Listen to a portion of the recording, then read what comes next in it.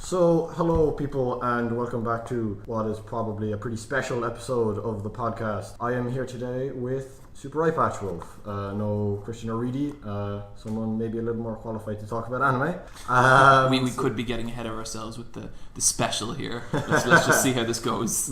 So, yeah, how's the weekend been at the con? We're here at Kaizoku-Con 2018. It's pretty cool so far. Kaizoku-Con is that would be kind of one of the smaller cons I'd go to, but I actually really like smaller cons. I think there's a lot more of a kind of spirit to them in a lot of ways. I think a lot of the bigger cons can be a little colder, and so it's really cool to come down and I've met a bunch of fans already, and they're the absolute sweetest. They're the best.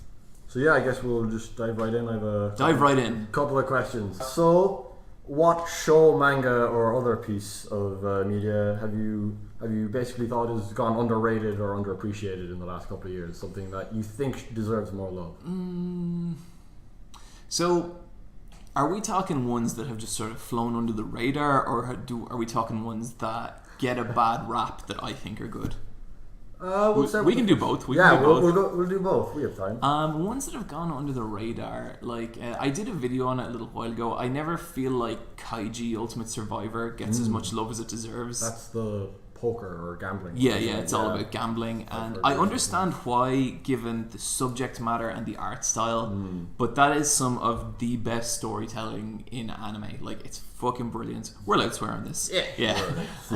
And that one, Katana Gatari, is another one I really, really love that I never see cosplays of. I never see fan art of it. I think that one's hugely underrated. And again, I think it might be down to the art style a little bit, but I think when you see that series from beginning to end, it's just this 12 episode thing, but each episode is 40 minutes long. Right. And they all revolve around this guy and this girl going around and claiming these 12 swords around Japan. And each episode is about a different swordsman they have to take the sword from. And it's 38 minutes of them planning how they're going to beat this guy, and then 2 minutes of an actual fight. And it's brilliant. And then let me try and think. One other underrated one.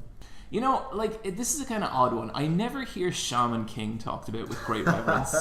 And I love that show. I don't think it's the best story, but in terms of a show having a personality and an aesthetic, I really like what that show does. I think it's a really cute show and a really interesting shonen show in a lot of ways. And I think it never hits as hard as the heavy hitters of the genre, but I like it a lot. Now, as for unpopular shows that I think are good, yeah, that was my next one. Two spring to mind. One of them is a show called School Days. You ever heard of that? Is that I'm trying to think which... I get all these ones. School Days is based on a dating sim. And it's Oh, was that the mobile dating sim? Was it? Probably, I have no idea. And for the first 4 episodes, it's just this really generic, just schlock. It's just high school romance. It's starting to sound vaguely familiar, and then But the further you get into the series, the weirder and more fucked up it gets. And I'm a lot of people think it's the worst show possible because of how far it goes and how bad it gets. But I actually think it's really interesting because it's nearly this weird commentary on, in dating sims, a lot of people, what they'll do is they'll date every girl in the game or every guy in the game, and that usually leads to a bad ending. School Days is an anime where that happens, and it just gets really dark and strange, and I really appreciated it for that, because it's kind of I like stuff that kind of sort of shines a light on sort of otaku culture, and look at it, you gross fucking weeb, looks what happens when you keep doing this in your weird ass dating games. And then the other one, there's one I actually really loved, and admittedly the ending of this show is fucking terrible, but I liked Mirai Nikki Future Cell a lot. I only ever really hear it shit talked in kind of anime circles online, but I genuinely really enjoyed it. Kind of battle royale anime with this sort of your cell phones can predict the future thing, but I appreciated how weird it was, and I thought it did its own thing, and it did not stick the landing, but it was cool. So, who is best boy and or girl? That is, I get asked this question a lot. I have no answer. Best girl, let's go for... I mean, if I'm going to go old school, if I'm going to say the girl that kind of got me super into this conversation, probably Rei Ayanami. A lot of people like Asuka. That's sure. People can like whatever they want. But and best boy, oh, you got to go for Guts from Berserk. Like, he's absolutely, good. Real good. There's some top. Vegeta is another good one, but yeah, I'm big into Guts. So, out of the following 3 shows, I'd like you to pick which you think would be the worst. Sword Art Online, In a Different World with My Smartphone, or the Junji Ito collection. I know you've talked about the Junji Ito collection recently. So I don't think I've watched In a Different World with my smartphone. You really should. So I'm gonna rule that out. Alright. So that can't be the worst. And I'm gonna say that Sword Art Online is better than the Junji Ito collection because I enjoy Sword Art Online in the way me and a friend, we get together every couple of months. We grab some beer and we just stick on Sword Art Online. And I have been watching season 1 and 2 of Sword Art Online for I'd say about 4 years. And I think it's so stupid, but I like it because it's so stupid. Like, I love, there's this bit in I think in the Alfheim Online arc where Kirito turns into a dragon and defeats a bunch of his enemies in like a plot critical moment. And then at the end of it, someone goes, "How did you do that?" And he turns around and goes, "I don't know." And it's like, you know what? Brilliant. But like, you know, art doesn't need to make sense. Like, it's boneheaded to the point that I find it kind of endearing. I think like it's a really horrible show. I think it's a really like misogynistic show. I think it's a gross show. But like in terms of like sticking it on and getting a laugh from it, I can do that. I cannot do that with the Junji Ito collection. The Junji Ito collection, it's a dry shit of a show. I had to cut that line out of my video about it. But it's just, there's nothing there. There's no soul. It feels like a show made by robots. When I watch Sword Art Online, I very much get the impression that was made by a person. A kind of stupid person, but a person. With the Junji Ito collection, it's just this beautiful thing transformed into just chalk. It's like if an AI were to try and adapt Junji Ito's manga or something. Yeah, totally. So I think, and like to me, like I said it in the video, like something mediocre is so much worse than something terrible. So I'd absolutely say the Junji Ito collection is one of the worst anime I've ever seen. And it's like, it's an insult to the source material. And I hate that because I'm not one of those guys who's like, you need to read the manga. Like, I love good anime adaptation. But the Junji Ito, like, there's no argument to be made for it. Like, usually when I shit talk a show, there's at least, say, 10% of the audience willing to go, whoa. No one defended the Junji Ito collection. Absolutely no one. So yeah, that. Which has been your favorite video to work on? Oh, that's a tough one. That's really difficult. Because some of my favorite videos to work on have been some of the most difficult as well. Like, I think the Dragon Ball Z video, the impact of Dragon Ball Z, I really loved making that video. That was the hardest video I've ever made.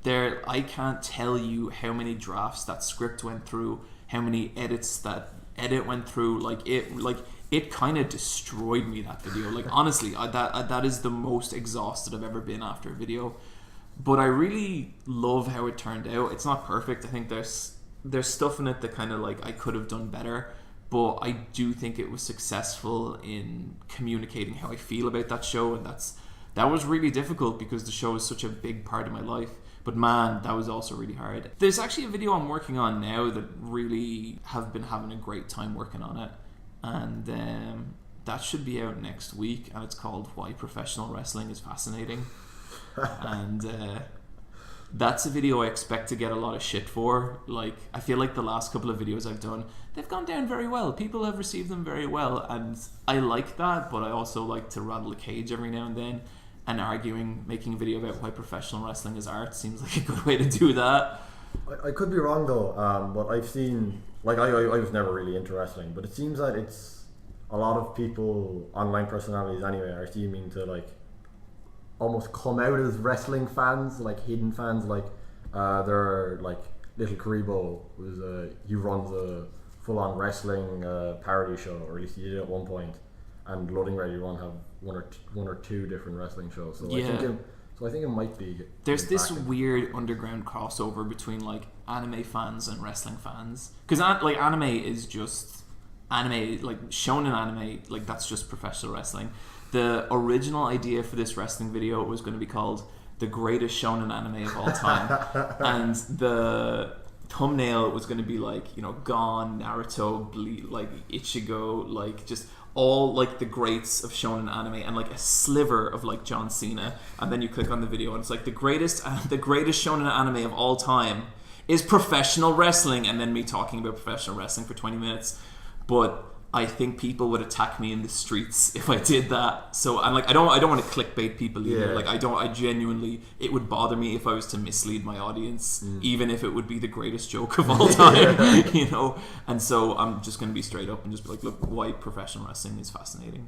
So where did the name Super Eyepatch Wolf come from? I had just beat Metal Gear Solid 5 and I thought D-Dog was awesome. That's it. I get asked that question quite a lot. I've always thought wolves were cool, like every boy. But yeah, I just was kind of like trying to play around with names, and for a while I was like, okay, what about like Cynical Wolf? But then I was like, oh, but the amount of dickheads on the internet and their persona is like, I'm a cynical intellectual. So I was like, what about like Super Wolf?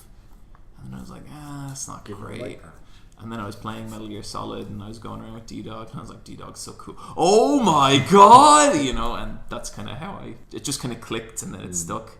A week later, I came up with the name Anime Suplex, but I'd already created the channel, and I was like, fuck, that would have been a great one. Your second channel. Yeah, Anime Suplex. Maybe I think if I was to do a second channel, it'd have to be called like Regular Eyepatch Wolf or something. But I don't know. So what is your relationship to anime being in terms of you being Irish, like in terms of Irish fans of anime and sort of getting your hands on it in Ireland? That's actually been really... I think that's a really interesting question, because that actually formed a lot of how I think I communicate with anime, because like I'm old. Like I'm like 31, you know. And so when I was growing up, there was no anime in Ireland. I first saw Akira. I was over at my cousin's house, and they were watching Akira, and I was too young, so they like kicked me out of the room, and they were like, "You cannot fucking watch this." And I watched it through a crack in the door, and I was just like blown away. Like these were cartoons with like actual guns, and they were like bleeding, and fucking Tetsuo exploding, and like that messed me up as a child. And then so for ages with my parents, I'd be like, I want to see the cartoons that bleed, because I didn't know what anime was. I never heard the word anime, you know. And I think my cousins called it manga at the time, and it just seemed like this fascinating thing. But then like I never met anyone else who was into anime ever, you know. It was like, and then Pokemon became popular, and I was like, oh my god. And then like one day I found like a secondhand DVD of Akira in GameStop, and I bought that, and I must have watched it like 20 or 30 times, like just over and over and over again, to the point that film just like makes no sense to me now. Like it's just like repeating the same sentence over and over. It just doesn't mean anything, which sucks because I gotta do a video on it soon. But and so then like I grew up as a real like kind of isolated anime fan. Like even when the internet became popular, I never went on message boards. I never talked to other anime fans about anime, and I still don't. Like I don't participate in any kind of fan community. The most kind of fandom related thing I do is I like draw fan art that I like don't share in public, and because it's bad, not because it's weird. And like, you know, I'll reblog other artists and stuff. But I think in a way that's part of the appeal of the channel, because I grew up so isolated with anime. I think I kind of have not like an outsider perspective, but I'm not involved with a lot of fandoms, so I don't really think the same way about anime that they do, if that makes sense. And like even when I was blowing up, people were like, who is this? Like I got messages from people, and they were saying like, no one knows who you are, you're not on any chat group, you don't do anything, like where did you come from? And it's like, well, I've just been watching it by myself, you know. And I thought that was sort of interesting. So yeah, I think growing up in Ireland's actually really affected the way I talk about it now. So you've talked a lot about a lot of different shows, and in particular I think the two you've expressed the most love for are Yu Yu Hakusho and Dragon Ball Z. Now you're on the spot, you have to pick either the two of them or any show else, or any other show even. Which do you choose? Yu Yu Hakusho, no question. Love Dragon Ball Z, massively formative in everything I do, you know. Yu Yu Hakusho is the show. It is, to me, like the perfect, like shonen's my favorite type of anime. Yu Yu Hakusho is the perfect shonen, and it was made by the perfect people at the perfect time. And it's just, I think, like, it's not flawless. Like, I'm not trying to say that, but it's more just it is the kind of pinnacle of that genre. I think Hunter x Hunter is a better show, but Hunter x Hunter is also so subversive and playing off a lot of what Yu Yu Hakusho established. Like, the only show I maybe like as much as Yu Yu Hakusho is Neon Genesis Evangelion. And I've made one video about Evangelion, but at some point I'm going to have to, like, really bring it with Evangelion. But the problem is, if I make a video about Evangelion at this point, it has to be the best fucking Evangelion video on the planet.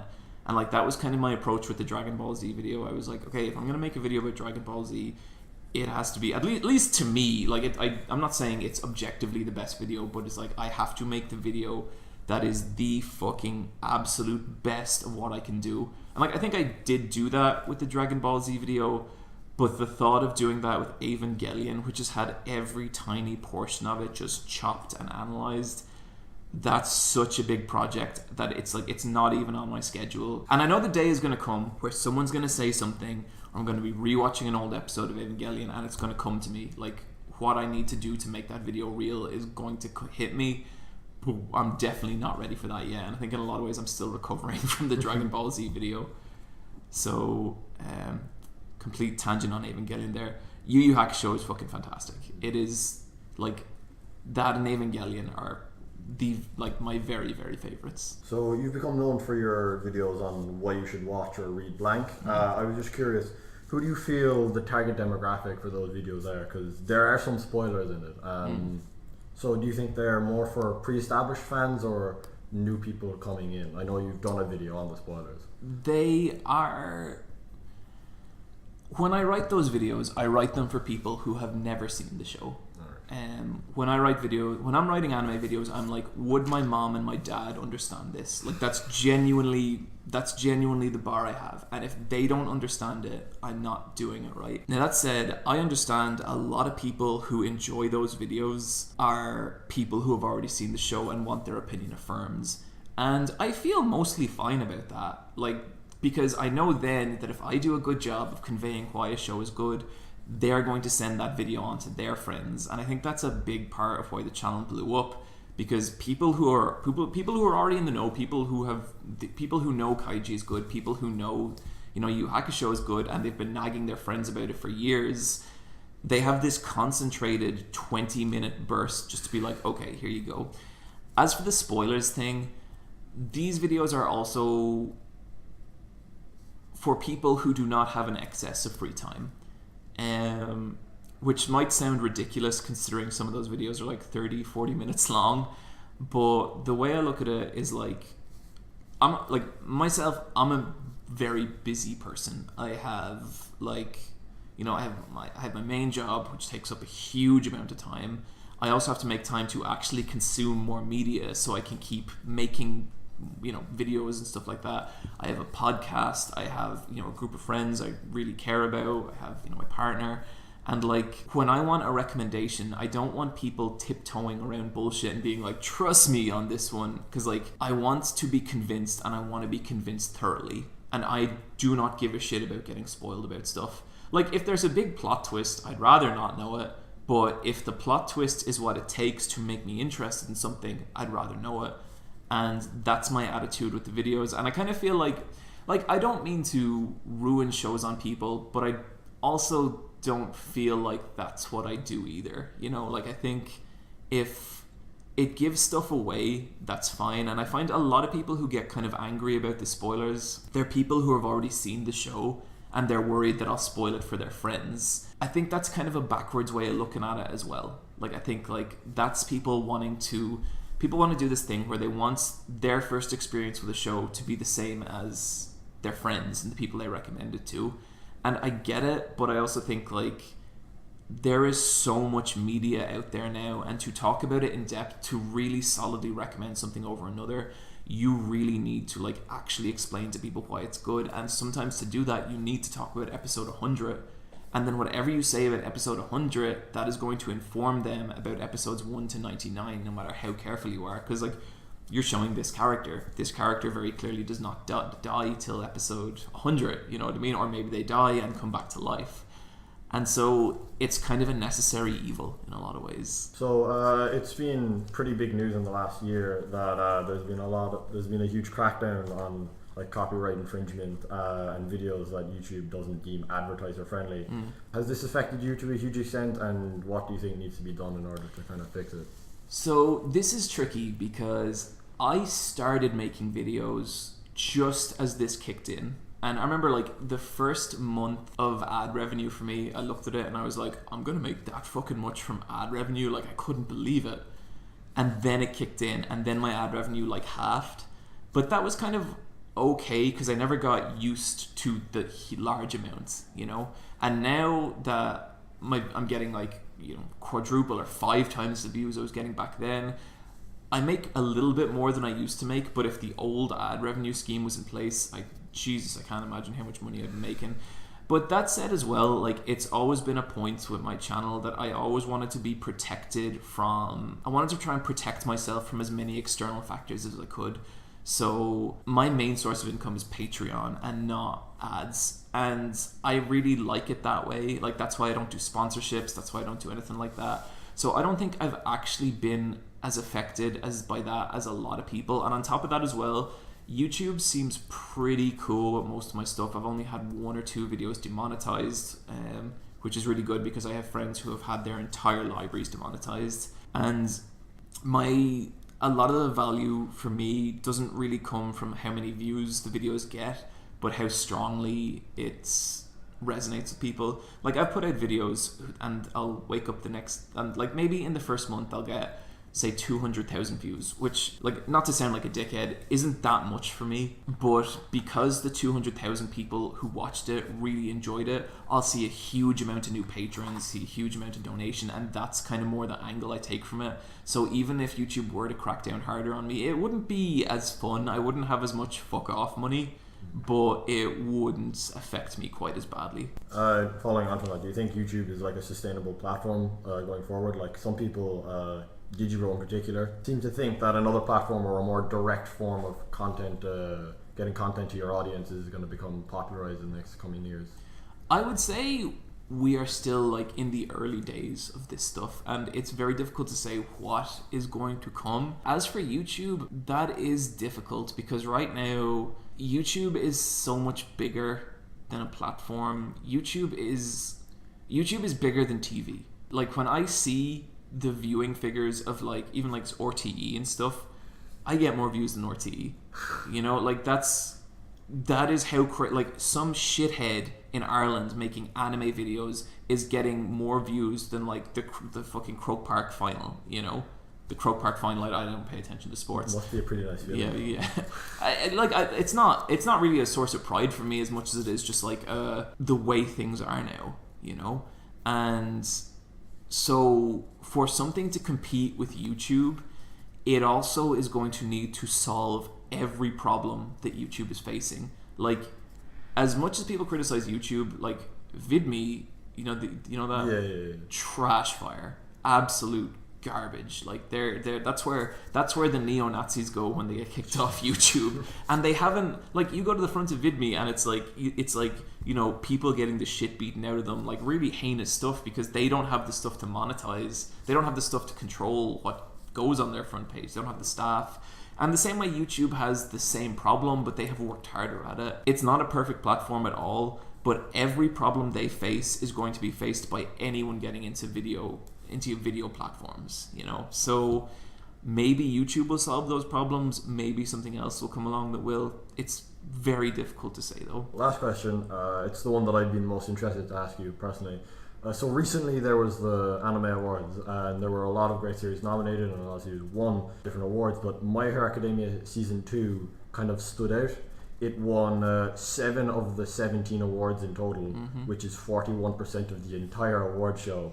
It was nominated for 8, and of those 8, it won 7. So 88% of the awards it was nominated for. On top of that, for the awards of Best Boy and Best Girl, it had 2 nominees for each. So it took up 1/3 of the nominees for each award, and was the only series to have more than one nominee for an award.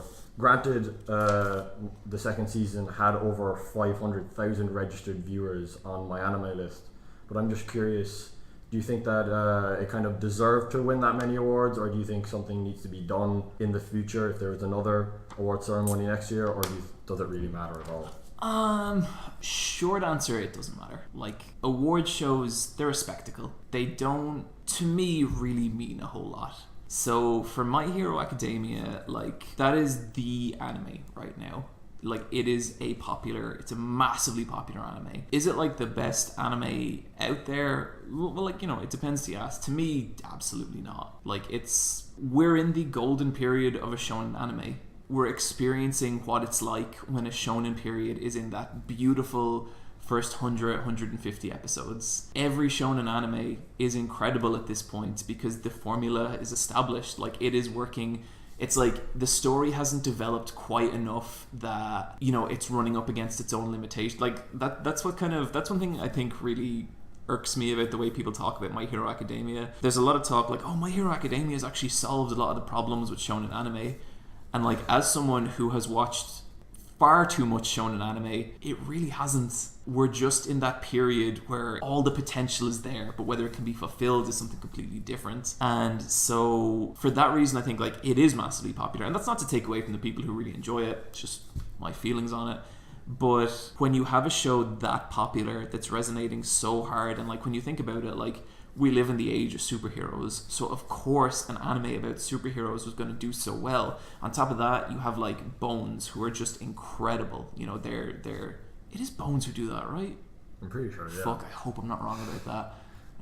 I'm going to check this. I'm pretty sure it's Bones. I think it might be, but God, if I'm wrong about that, people are going to vilify me. And so all these things came together, and like the guy who writes and draws My Hero Academia, he's an incredible manga artist, an incredible illustrator. Like, for as much as I'm not especially into his stories or characters, that guy can draw and he can lay out action scenes. And so there's all this stuff that came together that made My Hero Academia like the it anime right now. And it's, especially with a lot of younger people, it's kind of perfect, because what it does is it takes all these really incredible moments from other shonen anime and it boils them down and it makes them as approachable and digestible as possible. So it is like the perfect entry-level shonen anime. Now, that's actually the reason I don't like it, because to me it doesn't like, now I've only watched the first 2 seasons, I haven't read the manga. To me it does, and like I know people are always like, oh, but later on, dude, in the manga, and it's like, sure, but like I'm not invested right now. So, but yeah, it makes that stuff approachable. I have friends who have never watched, like friends in their 20s who have never watched shonen anime and who are into My Hero Academia. Whether it deserves the awards, like it definitely deserves some. Like, it is totally bringing new fans into anime. It is expanding the shonen genre, which I'm always happy to see. But like, in terms of like, is it this amazing thing that's never been done before? I don't think it is, you know. So yeah, there was definitely a point backstage at the Crunchyroll Awards where I was like rolling my eyes, just being like, for fuck's sake, come on. But I'm also an old, cynical shonen asshole who has watched way too much, who could have, like, I could have been using that time to learn new skills or to make friends, but no, I was like, oh, I'll just watch another 30 episodes of Bleach, you know. And so like, my opinion isn't any more relevant than anyone's else's, and I'm sure if you ask the diehard My Hero Academia fans, they'll be like, it should have won everything. So thank you again for this interview. I had fun. Anyway, I hope you did. Yeah, absolutely. This is great.